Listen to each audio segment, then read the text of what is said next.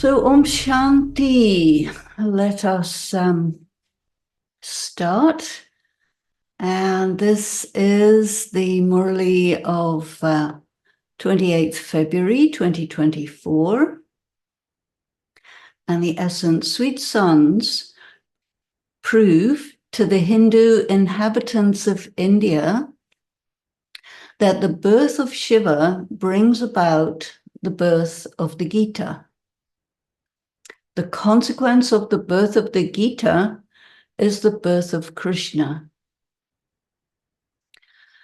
So in this Murli, you have all the legal arguments for proving who is the God of the Gita, in what order everything comes, and. So this is a very meaningful Murli for the day, whenever that comes, when there is a court case about whether or not this knowledge is accurate.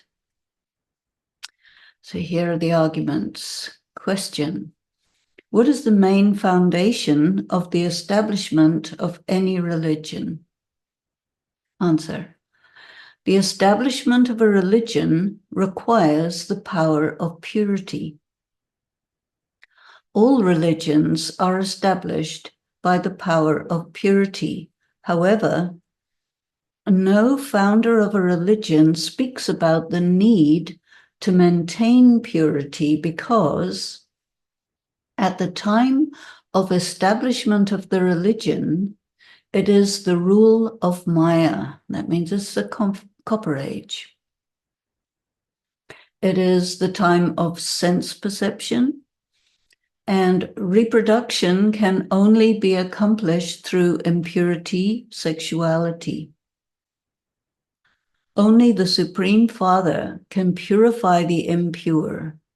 He gives Shrimat to maintain celibacy.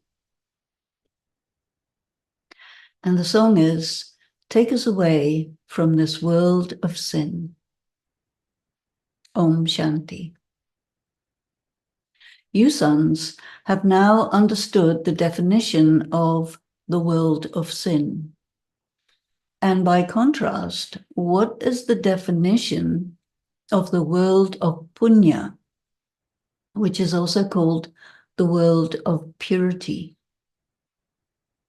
Bharat was Bahisht, that's the Islamic word for heaven. And this same Bharat became Dozak, that is the Islamic word for hell. This is because in hell, people burn on the pyre of sexual lust. In the world of heaven, no one burns, and there is no pyre of sexual lust. There is no sexual activity in heaven. This is a matter of understanding. Firstly, the issue arises that this land of Bharat, which is impure and in pain and distress, was certainly once pure and prosperous. People claim that there was the eternal and original dharma of Hinduism. Now, what is the meaning of eternal and original? What is the meaning of Adi, original, and Sanatan, eternal? Adi, original, refers to Satyuga, the golden age. Who was living at the time of Satyuga?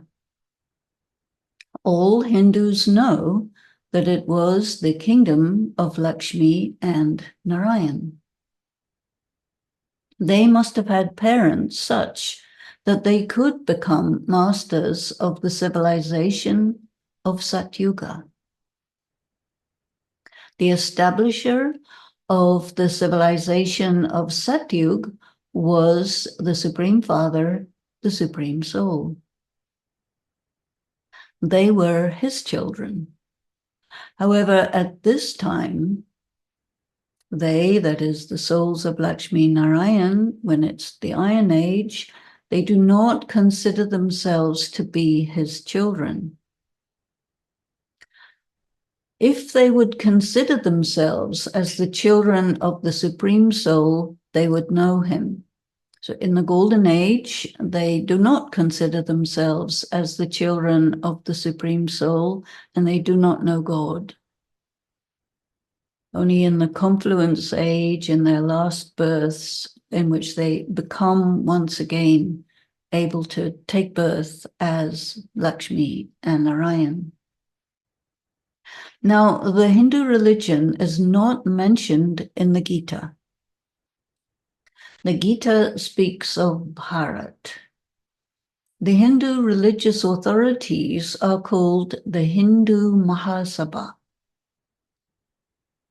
Now, the Srimad Bhagavad Gita is called the jewel of all religious scriptures of all religions.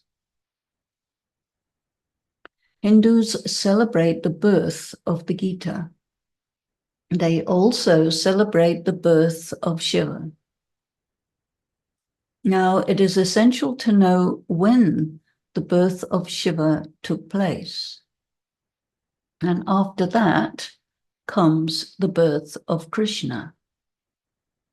Now, you sons have come to know that after the birth of Shiva, there is the birth of the Gita. The outcome of the birth of Shiva is the birth of the Gita, and the outcome of the birth of the Gita is the birth of Sri Krishna. The consequence of the birth of the Gita is the establishment of the civilization of the gods and goddesses of the Golden Age. Simultaneously with the birth of the Gita is the Mahabharat War, the last world war through which there was the complete obliteration of the civilizations of the Iron Age and all the religious concepts therein. This is a matter of conflict, not physical conflict. It is shown that on the battlefield there were three armies: Yadavs, Kauravas, and Pandavas. The Yadavs used missiles, nuclear weapons of mass destruction. They are said to have been heavy drinkers of alcohol, and in their drunkenness they fired the missiles. You are aware that nuclear weapons are being developed and are available at this time. And the nations with nuclear capability are currently threatening to wipe each other out with these weapons of mass destruction. The Yadavs represent the Christian countries, USA and the Americans, Russia, the community of Europeans, colonialists, and scientists. These represent one of the protagonists, the Yadavs. They fought using nuclear weapons and all died. This refers to the countries of Western civilization. It includes all Islamic, Buddhist, and Christian peoples outside the land of India. The remaining group constitutes the Kauravas and the Pandavas. The Kauravas were also destroyed. The Kauravas represent the people of India, which has to be both Hindus and Muslims, who destroyed each other through civil war. The Pandavas were the victors. The question arises, who is the God of the Gita? the one who taught Sahaj Yoga and Sahaj Gyan. That means the system of Raj Yoga that applies to people who live in the worldly community of family, business, etc. It does not apply to sannyasis.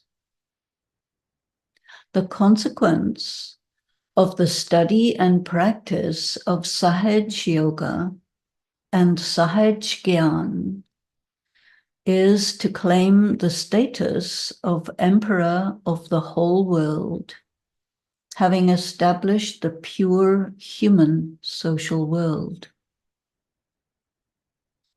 Can we say that Sri Krishna came to teach this? Well, the Kauravas lived in the Iron Age. So how is it possible for Sri Krishna to be present on earth in that form at the same time as the Kauravas and the Pandavas? Hindus celebrate the birth of Sri Krishna, who was born at the beginning of Satyuga with 16 celestial degrees of spiritual light. After Sri Krishna, it became Treta Yuga, the Silver Age, the kingdom of Ram, with 14 degrees of spiritual light. Sri Krishna was the Prince of Princes. Those present-day princes who are vice-based worship Sri Krishna because from birth he was the perfect prince of Satyuga with 16 celestial degrees of spiritual light.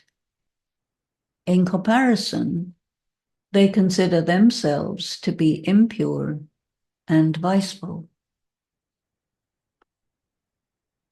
Now, they also celebrate the birth of Shiva. The most significant temples are the ones constructed for Shiva. These are temples to incorporeal Shiva, and they call him the Supreme Father, the Supreme Soul. Brahma, Vishnu, and Shankar are gods in human form. The birth of Shiva is celebrated in Bharat, and this festival will be celebrated soon. So this year, it is on March 9th, 2024. Take advantage of this opportunity to prove that Shiva is the ocean of knowledge, the purifier of the human and the natural world, and he is the Supreme Father, the Supreme Soul. Gandhi also used to sing, "O purifier of the impure, Ram of all the Sitas." This was his prayer. Ram refers to incorporeal Shiva, the father of all souls who are called Sitas. In this case, the name Ram does not apply to Ramchandra, king of the Silver Age. Now, Gandhi never took the name of Sri Krishna. He used and quoted the Gita, but never referred to Sri Krishna.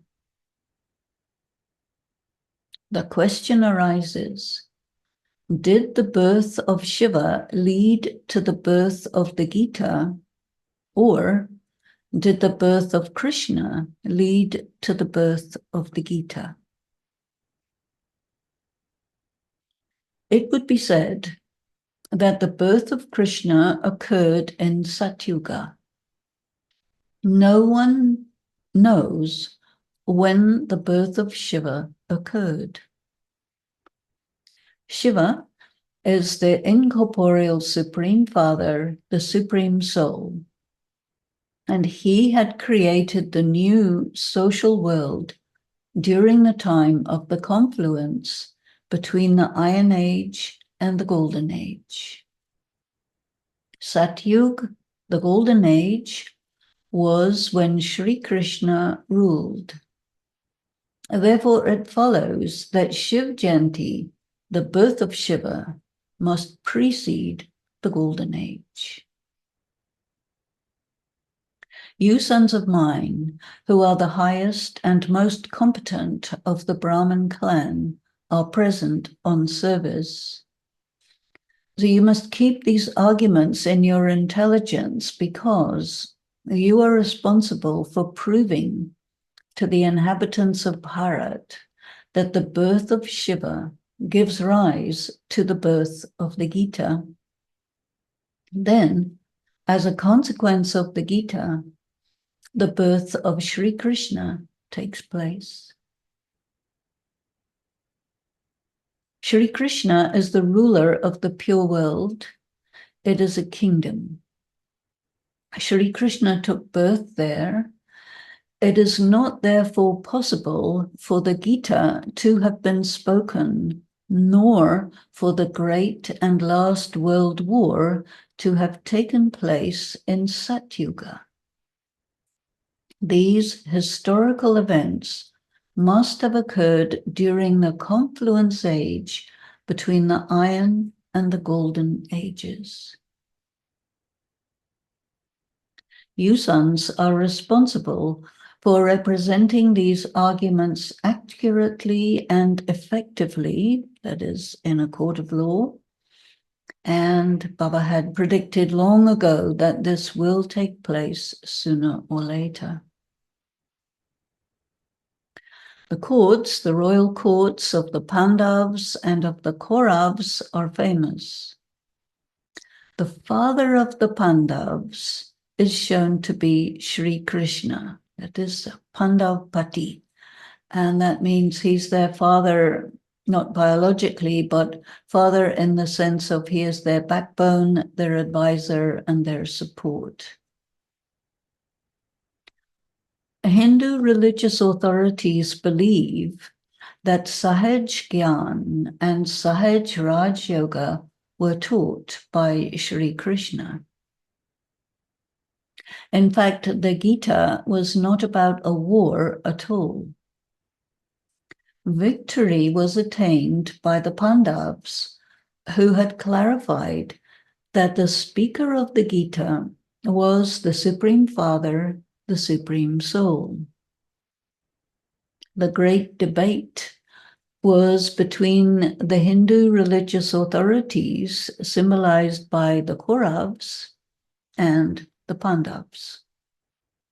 The Pandavas are those who had studied and practiced Sahaj Gyan and Sahaj Raj Yoga as taught by incorporeal Shiva through his medium Brahma during the confluence age.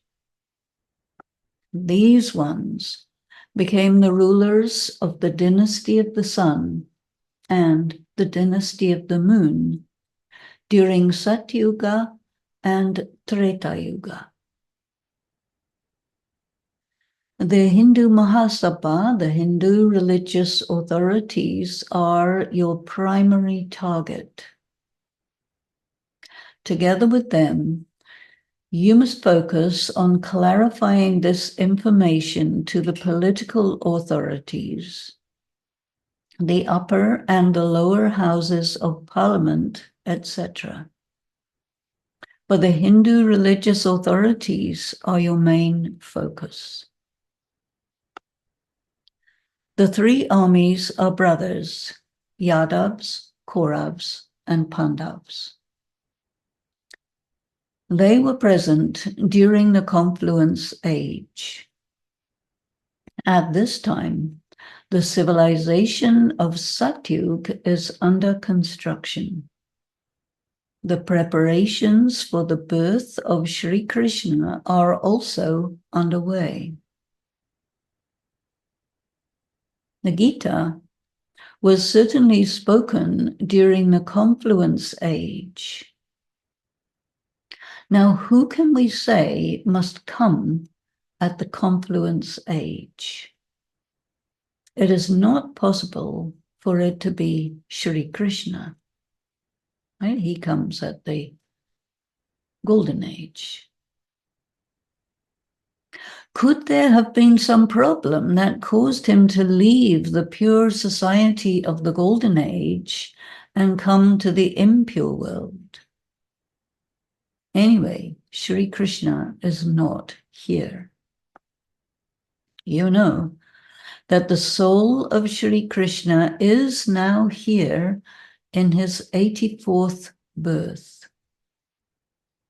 There are some who consider that Shri Krishna is present everywhere and that he is omnipresent.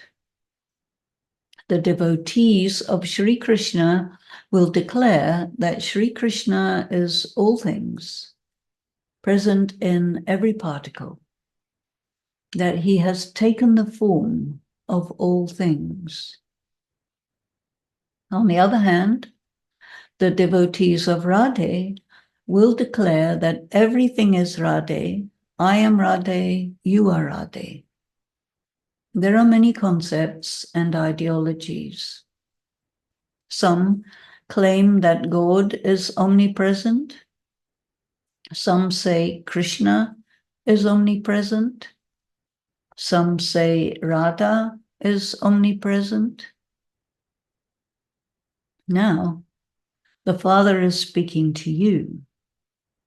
This Father is the world almighty authority, and he is now giving you sons the authority to present this information to anyone. You have to explain this to the Hindu religious authorities because they are competent to understand it. They consider themselves religious authorities. The Congress government of India at that time, is secular and does not give credence to any religion. They are unclear about matters of religion. So the Congress party maintained government of India for many decades. Now it is not Congress, it's a different party. Shiva, the Supreme Soul, is incorporeal, the ocean of knowledge, and no other can claim to be the ocean of all knowledge. When he comes and gives you his knowledge face to face, that is when the kingdom gets established. Once this has been accomplished, he leaves. He comes face to face to speak to humanity only when the kingdom is lost. That means when India became a secular democracy, 1947. You have to prove that Shiva is the Supreme Soul, the incorporeal ocean of knowledge, and that the birth of Shiva implies the birth of the Gita.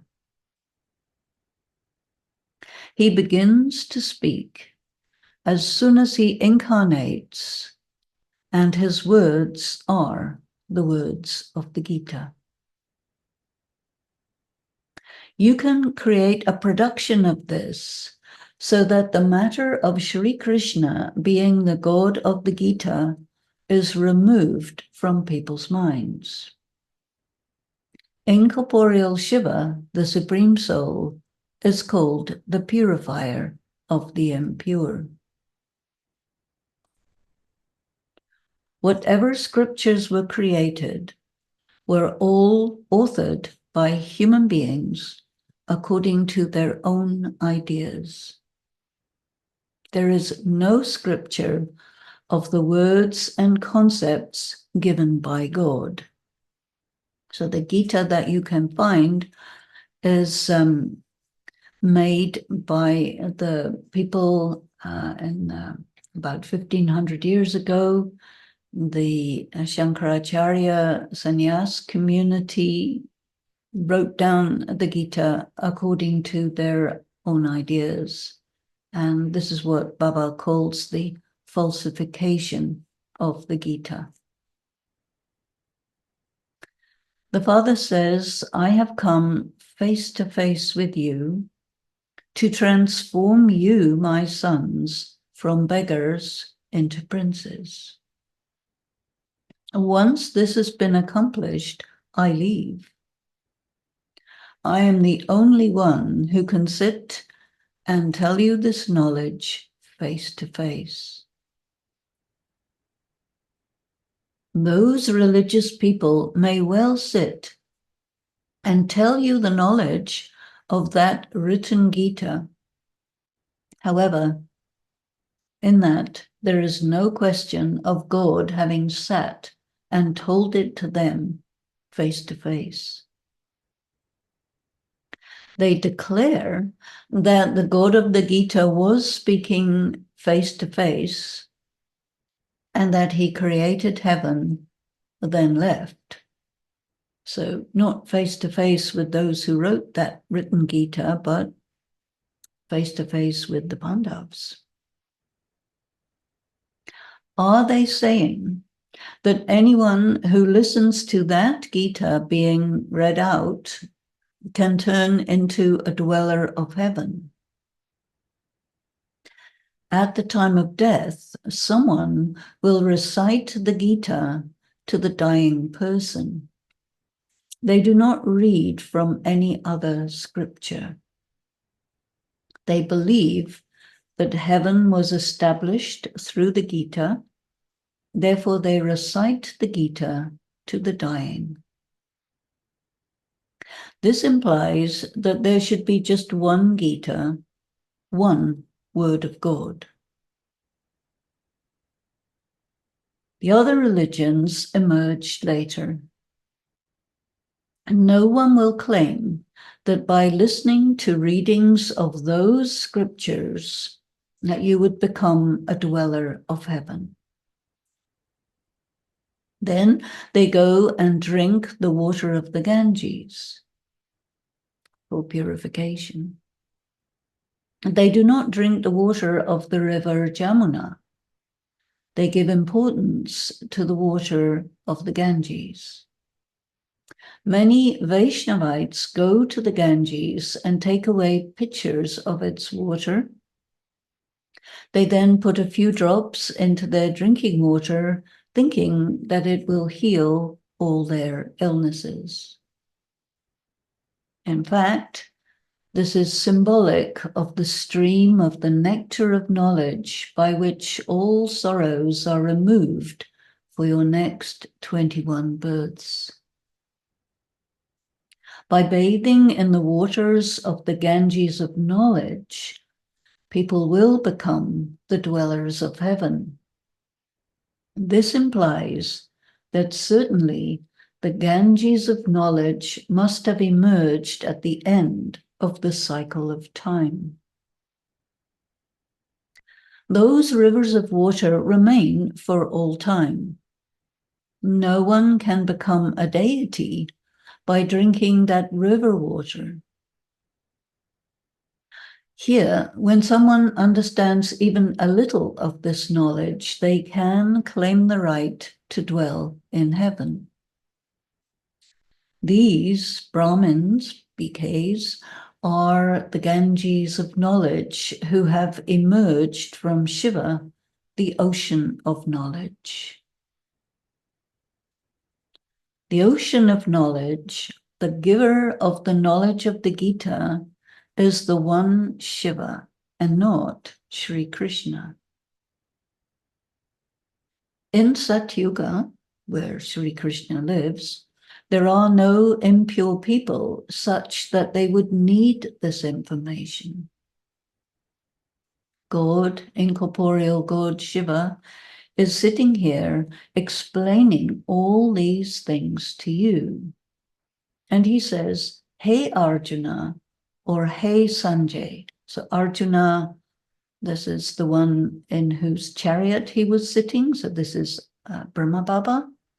And Sanjay refers to Brother Jagdish, who was listening and who in the scriptures could see the discussion between Krishna and Arjuna, according to the scriptures, Shiva and Brahma, and then would tell it to the other people. So this is Sanjay. These are the famous names of those who heard the original knowledge of the Gita direct from incorporeal Shiva. However, I am very intense, bright, powerful, so they were made into my instruments. Also, Tej means very bright, so if anybody would come and stand in front of Shiv Baba, they couldn't handle it. It's too extreme. So you have to hear the knowledge of Shiva from an instrument. Now, the festival of Shiv Jayanti is coming. So you must advertise this in big letters. Shiva is incorporeal. He is the ocean of knowledge, the blissful. Shri Krishna is not defined as the knowledgeful and the blissful one. This expression, Gyan Swarupam, Anand Swarupam, this applies to Shiva. Shiva, the Supreme Soul, gives the knowledge. He is called the Merciful. To give the knowledge is his mercy. When a master shows mercy and teaches, one can become a barrister or an engineer, etc. In the Golden Age, there is no need for any blessings. First, you must prove whether A, incorporeal ocean of knowledge Shiva takes birth, as a consequence of which the Gita takes birth, or B, the golden-aged embodied Sri Krishna takes birth as a consequence of which the Gita takes birth. You sons have to make clear which one is correct. You know that whichever messenger comes, whether Christ, Muhammad, Buddha, none of them can purify anyone. From the copper, which people know as the Bronze Age, so from the Bronze Age, it is the rule of Maya, which means materialism and sense perception, and all became impure. Then, when they experience trouble or hardship, they desire to leave their homes. So this is the inspiration of the monks and nuns and sannyasis. Whoever comes to establish a religion increases the number of adherents with time. It starts off small and grows. With the power of their purity, they establish their religions, but then they become impure. There are four main religions: Islam, Christianity, Buddhism, and then Shankaracharya's Vedic philosophy.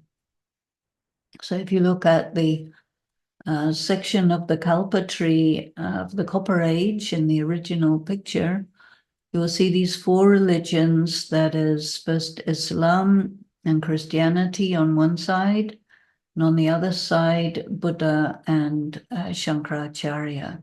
And then the part in the middle is Hinduism, but Baba does not classify it as a religion. So the practices of traditional Hinduism that are shown in the central trunk, these are what was left over after the Golden Age and Silver Age were destroyed, and they started these practices.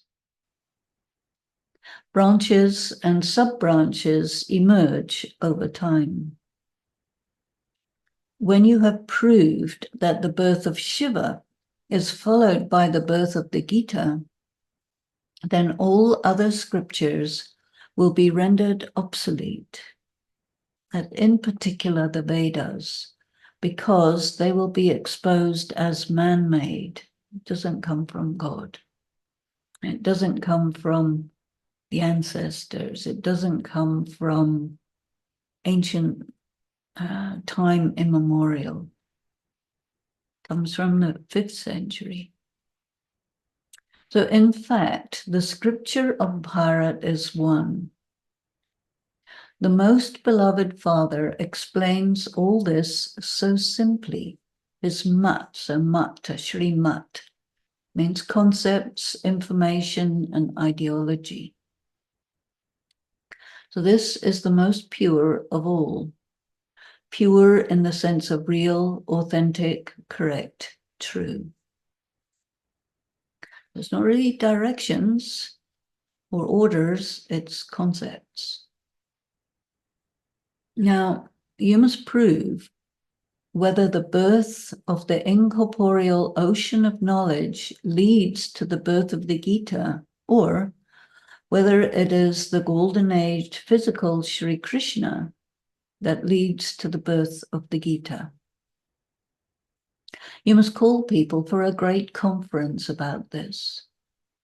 And once this matter is proved, the pundits will come and take the aim of this study and practice. You must definitely do something significant on this occasion of the festival of Shiv Jayanti. Explain this to the authorities of the Hindu Mahasabha and their gathering. In Satyuga, there is the original and eternal dharma of gods and goddesses, but there is no gathering as such. These religious gatherings exist during the confluence age.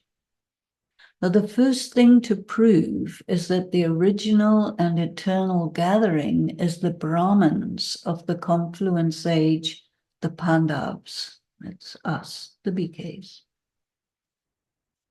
The Pandavas had claimed victory and had become the dwellers of heaven. Now, it cannot be said that there is any such thing as the original and eternal gathering of gods and goddesses, gathering like a religious gathering. Theirs was a kingdom. So they had the kingly court, they had the kingdom, but they didn't have a gathering where they talked about being gods and goddesses and stuff. These religious gatherings existed only at the confluence of kalpas, and among them were the Pandav army, which you can call the ancient eternal gathering of Brahmins, and no one knows this. On the basis of the name of Sri Krishna, there are no Brahmins. The Brahmins are called the top knot. So in terms of the caste system, the Brahmins are on top. Then come deities, Golden Age deities, then Kshatriya, the Silver Age deities, then the Vaishya, which is the Copper Age variety of people, and then the Shudras is everyone in the Iron Age. So this is the correct caste system. So the first caste is the Brahmins, which come from Brahma, and his mouth is the one through whom Shiva makes the Shudras into Brahmins, and that doesn't happen through Krishna. So you are the gathering of Brahmins who arise from the name of Brahma. And only Brahmins, not Lokik Brahmins, only BK Brahmins can explain such a thing. And for this, you need the highest understanding of Gyan. So not all BKs understand this level of Gyan, not at all, only some. So Jagdish Bai was the first one. Incorporeal Shiva is the giver of the knowledge of the Gita and the giver of the divine eye. So Divya Drishti has two meanings. One is that you see visions, and the other is that you have the intellectual acumen to grasp this knowledge. So this is the divine eye. Absorb all this into yourself and then call people for a conference. Anyone who believes they are competent to prove this can come forward. Discuss this among yourselves. On the battlefield of this debate, you need a gathering of majors and commanders, etc. Here, the commanders are called Maharatis. Baba is the creator and the director. He is called the creator of heaven, and he gives directions. Create a great gathering and take up this project. By proving who the God of the Gita is, all will understand that they should establish themselves in yoga with that one. Baba says, I have come as your guide to make you competent to fly. And by establishing yourself in yoga, your soul will become pure and you will fly. Acha. To the sweetest beloved, long lost and now found children, love and remembrance from the mother, the father, good morning. The spiritual father says namaste to his spiritual sons. Dharna, with the stream of the nectar of knowledge, serve to make people free from disease and dwellers of heaven. Make ordinary mortals into gods and goddesses. Become merciful like the Father. Secondly, by reaching the heights of knowledge, be the most intelligent, and on the occasion of Shiv Jayanti, prove that the birth of Shiva gives rise to the birth of the Gita. By the knowledge of the Gita, Sri Krishna takes birth. The blessing. Throughout the day, may each of your actions be accurate and full of meaning, which makes you worship-worthy and pure. The signs of worship-worthy pure souls are that each thought, word, and act and dream is correct, that is, full of meaning. Each thought is significant.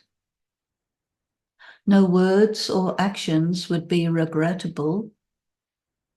A pure soul would perform pure actions throughout the day that are correct and meaningful.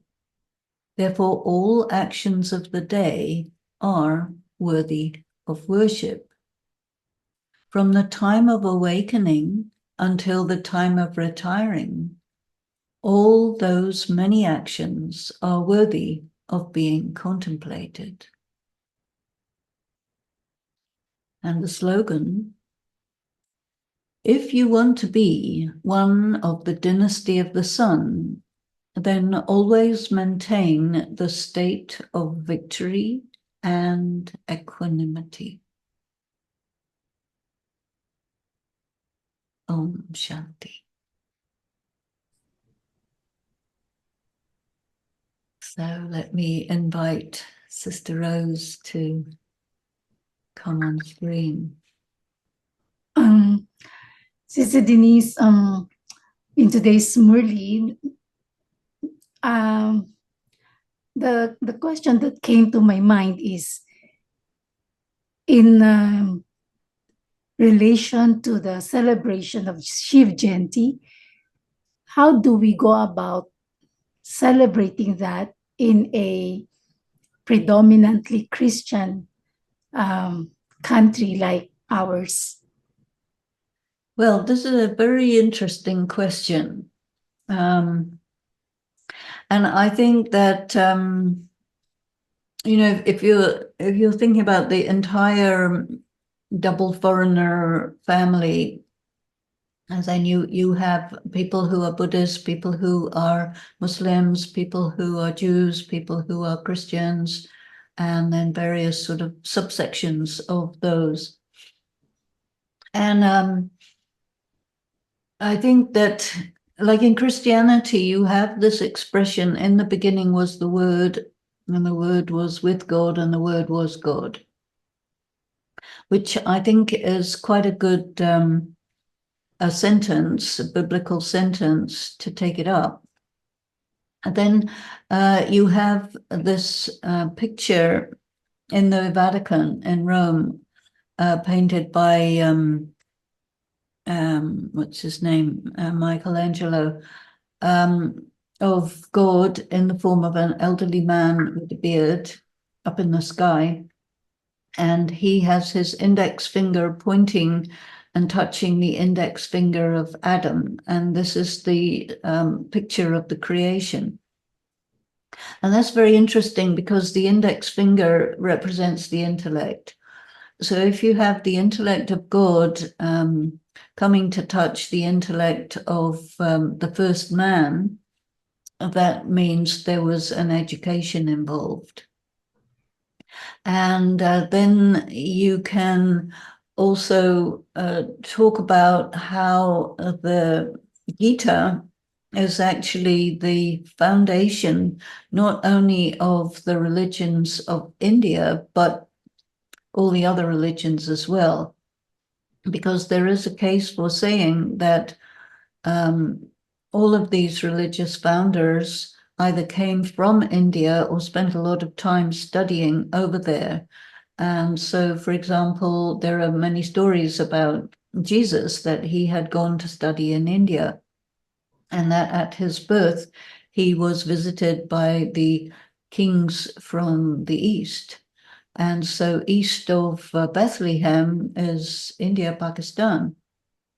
So east of us is Bethlehem. I mean, if you're in Europe, I am. East of the Philippines, I suppose, Australia. But the Christendom is basically, it started off in Constantinople, and then it's the main Christianity that we hear about is Catholicism, which is based in Rome. And it became the religion of state of the Roman Empire, which is where it became like a serious political power. And from then there is the history of Christianity and also how it was spread through colonialism. The European colonialists and missionaries spent a lot of time taking over everything and everywhere as much as possible, because there was this idea in religions that we are the right one, and so therefore we have to make everybody else right. And just like among BKs, you say, okay, we have the knowledge, so we have to go and tell everybody else this is what the knowledge is, and then they either like it or they don't like it. They take it up. A few people take it up, not so many.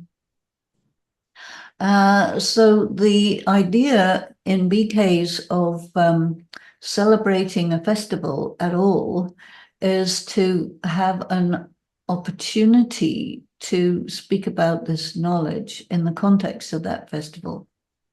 So, of course, at the time of the Sakar Murlis, there was only the question of speaking to Hindus, and so only Hindus celebrate that. But what you can do is to take up other Christian festivals like Christmas and Easter, and the big ones, And then you can make a correlation between the symbols that are connected with those festivals, many of which are pre-Christian. And it is the case that anytime you want to establish a religion, along with you have to have purity, but you also have to do it in the context of the religion and belief system and culture of the people that you want to talk to.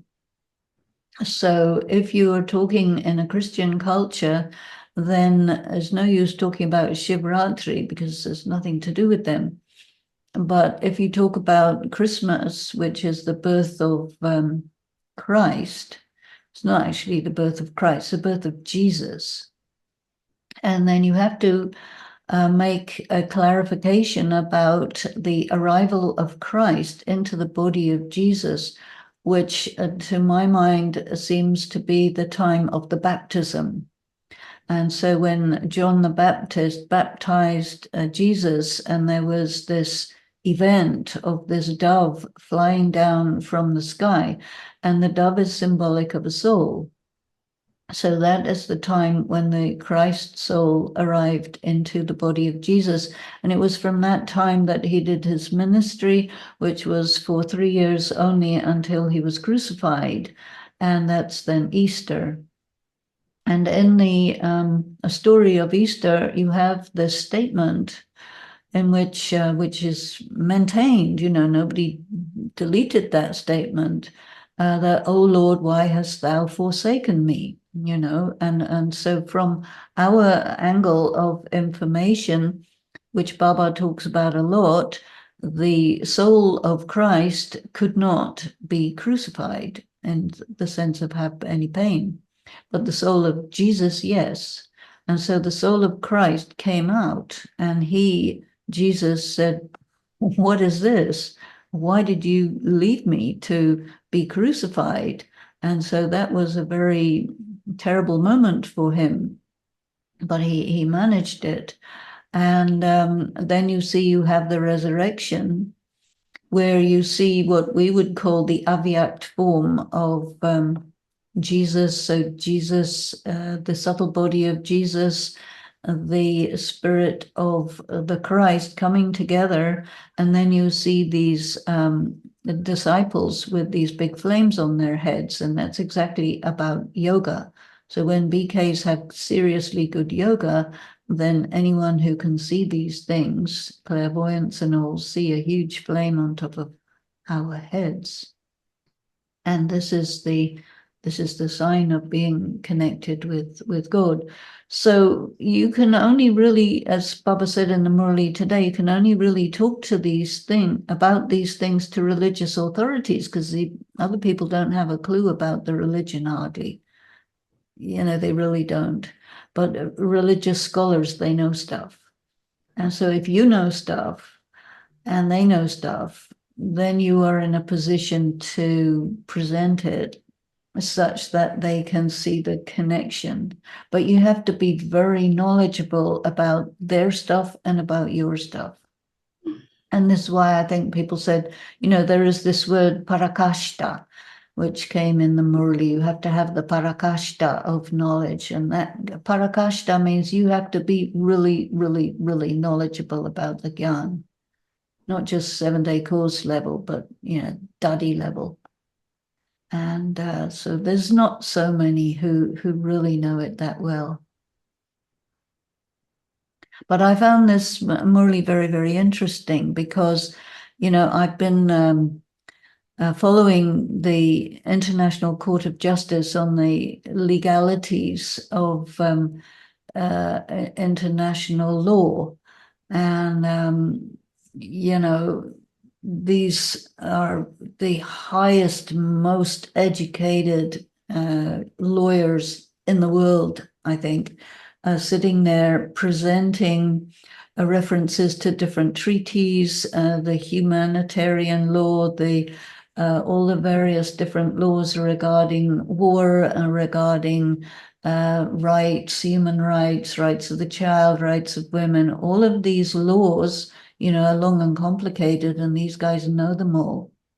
So they were presenting all this and legal consequences of things that are going on at this time. And this is exactly in the same vein that Sheikh Baba gave us all these arguments in this Murli. And I mean, there are a few BKs who are lawyers. And I'm sure I've had some births as a lawyer because I love this stuff. So they would enjoy it. But most of the BKs don't really get excited about all this stuff. But I do. What it's worth. Okay, so Sister Denise, going back to what you said about serving Christians using the festivals that the Christians also celebrate, like Christmas or Easter, and being able to relate to them. For example, the two souls of Jesus and Christ, and I would just wonder how much of this have been served. I mean, because when we invite the public to our public programs, I just wonder how how much of this Gyan stuff do we really share? Well, the question arises, what are you doing? What is service? Why are we doing all this? And some people think, well, you just have to get people interested in BK organization and BK knowledge anyway, some way, whatever it takes, get people interested, make them come along, and then you've done service, you see. And so, okay, that's one approach. But for me, we've been doing this thing for so many years. And, the deity souls are hidden. And so a time comes, which presumably has come, when all the deity souls of the Golden and Silver Age have been communicated to. So that is done. And then Baba has said, well, you have to find the deity souls and put them in front of these mirrors. So the Gyan pictures are mirrors. And when people see this stuff and they're a deity soul, they recognize, they can see it, and nobody else can. But then Baba says, you have two kinds of service. One is to serve the souls and find them, make them into students and all that. But then the other thing is to find the devotional souls. You have to serve the devotional souls. So the devotional souls don't want to go to the golden age and silver age, although they do want to go to heaven. But then they think heaven is up above. And many devotees, if you take it beyond the world of Christians, many of them, they want to go up to the light and stay there. So they want nirvana. Now, of course, Baba is mostly talking about Hindus, and the Buddhists also want to go to nirvana, and the Islamists want to go to God, and they don't believe in reincarnation. Most of the Christians don't believe in reincarnation. It's not part of the doctrine. And so mostly they just want to be saved and go to God, go to Christ, and that's it, you see. And so they need to experience some kind of spiritual light, some kind of spiritual power, something that makes them feel that they're loved by God and that it will be okay. So then different BKs try to figure out different ways of fulfilling that. But I think our level of yoga is something that people can relate to better than what we have to say. And so now Baba has talked a lot about service through the mind.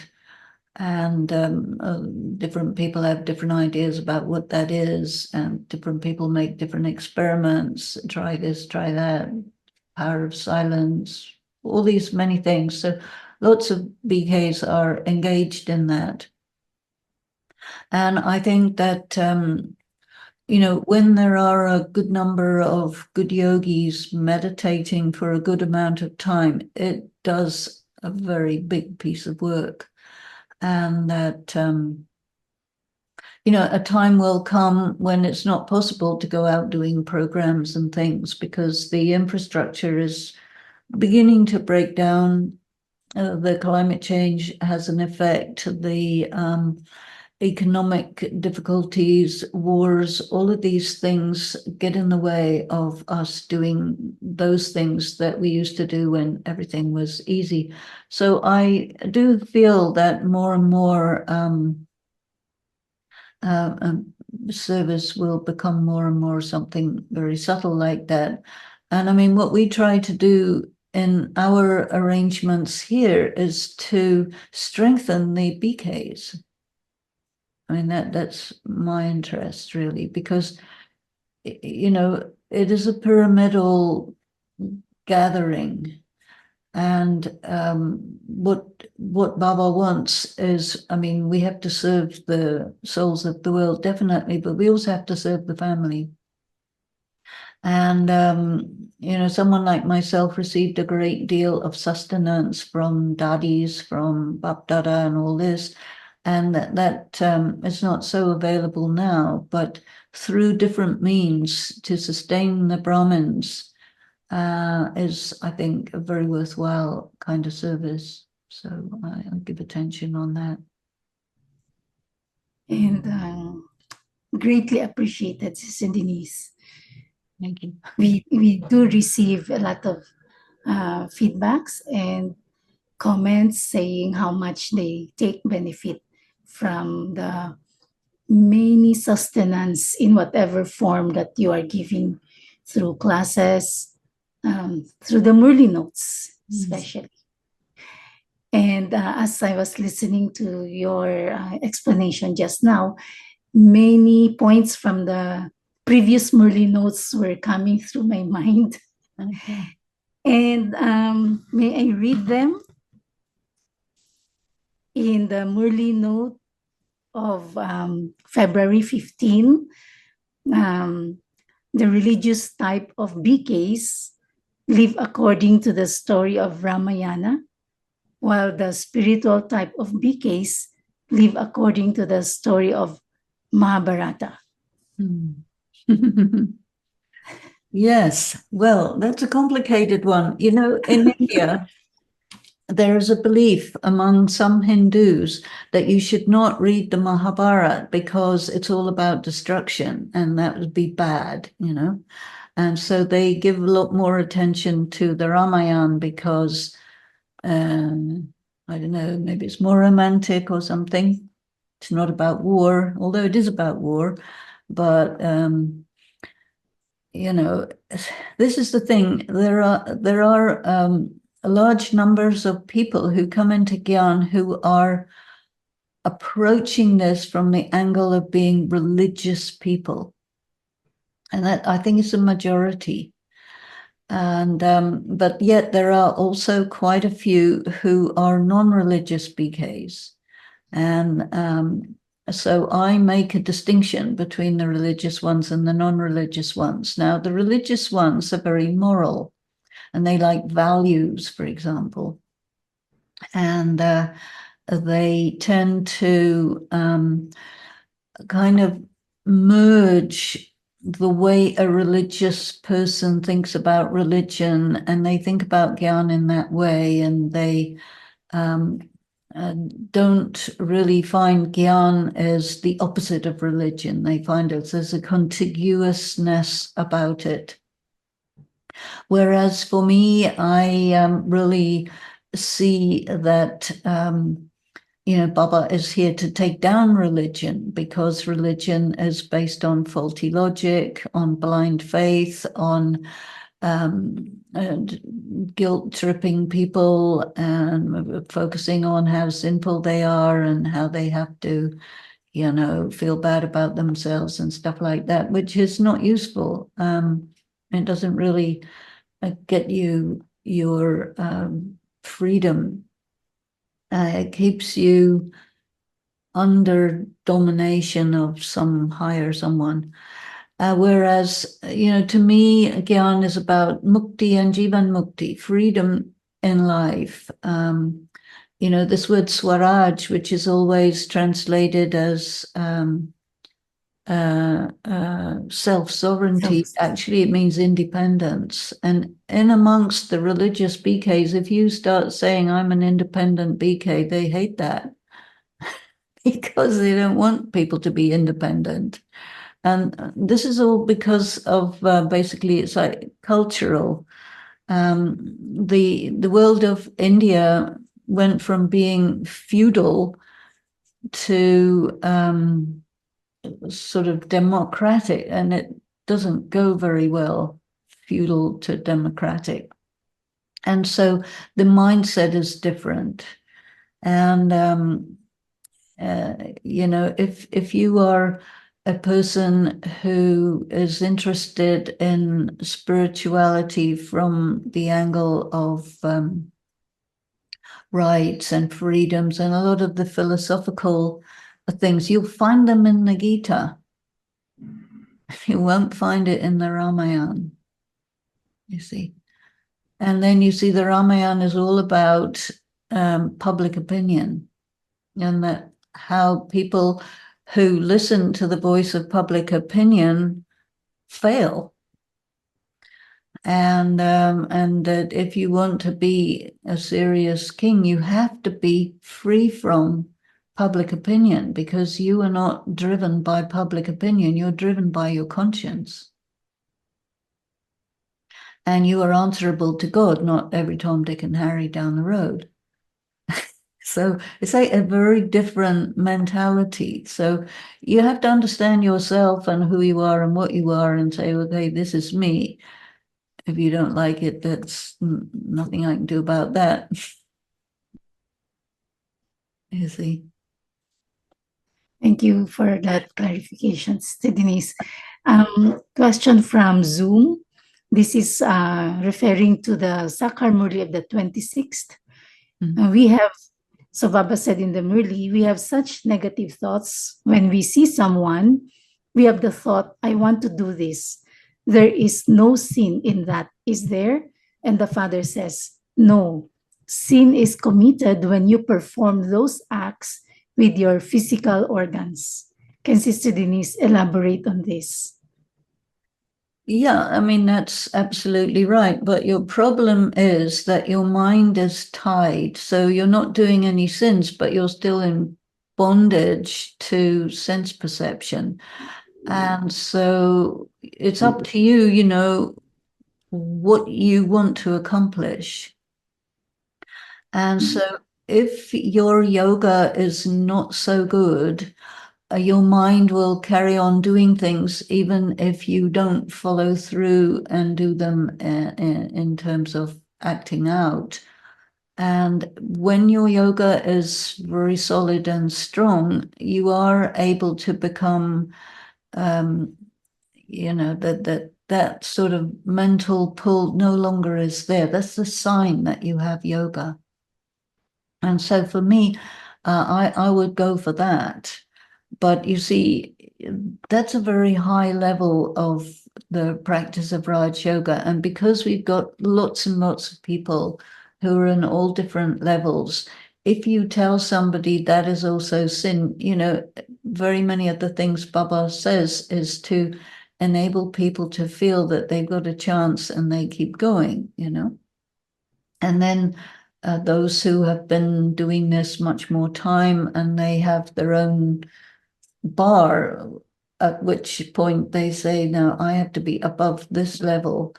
But if you apply that to everybody, then they will just get into despair, and that would not be good, no point. We have I think 2 minutes left, Sister Denise, but I think enough for one last question. As you mentioned, BKs often are not really doing well in meditation.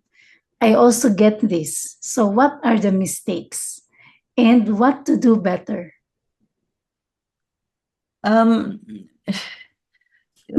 The Baba says in your meditation, Maya will attack you. Maya will not attack you in your knowledge. So you can be very good in knowledge, but then your meditation is another story. And of course, what we want is to have good yoga. So what gets in the way of yoga? Sometimes it's external forces which are attacking you. That does happen. So you just have to get through it. Sometimes it's karmic account. You have a karmic account and it will take the form of it blocks you from Baba, and you have to get through that. Sometimes it's that you're not following the disciplines, and so the consequences of it will be it blocks you from Baba. Sometimes I don't know, lots of things can happen, but I think you just have to know that when we're talking about a battle, if you're talking about the internal battle, the battle between you and Maya, it's like you want to be with Baba, but you have to deal with stuff. And if you want to really clean your soul at the level of the deepest subconscious, that means you are calling up all the karmic accounts of 63 births and saying, okay, let's deal with you. And so that means that you have to deal with the dark night of the soul, the separation from God, the doubt of the self, the many, many like really dark things. And you have to get through that. And if you are determined that I'm going to do this anyway, then do it, you see, because it's a long process and it ends with your physical death. And so, I mean, I think as you continue with the practice of Gyan, you go through different stages. And as you get further and further, it gets more and more difficult. But you don't tell anybody that, because then they'll just stop and say, I don't want it any more difficult than this. This is bad enough. This is supposed to be easy Raj Yoga. And this Sahaj, you translate Sahaj as easy, but if you translate it as in the context of life, and people, and if you also say in the context of your 63 births worth of sin, and then you're being, I think, much more realistic about what you're dealing with. And also you say, okay, I'm here for the long haul. I'm not doing a sprint here, I'm doing a marathon. And if I'm running good, if I'm walking good, if I'm crawling good, but I'm moving, and then that's okay. Or sometimes you do get stuck in a quagmire, or you get a mountain falls on your head, but you find your way out of it. And I think the important thing is to not give up, because your strength lies in how you or what you gain through working through your different obstacles. And then you become the invincible spiritual warrior, etc. So keep going, I would say. Thank you so much, Sister Denise. On that note, it's very, very uplifting and full of hope. Thank you. Yeah, well, it is, I mean, if you think about the exact repetition of the cycle, it works every time, so it'll work this time. Yes, I was just going to say that the Murli notes of February 25 on transcendence is very powerful, very relevant, and meaningful. Thank you so much, Sister Denise, Thank you. for all of these treasures. Thank you. And thank you to everybody, all our translators and everyone who has been, coming along this journey with us. We're doing it in a little bit more, I don't know, heavy way than many others, but let's go. Let's keep doing it. And thank you, Sister Rose. Thank you, Always Sister Denise. powerful anchor. Okay, so Om Shanti. Om Shanti.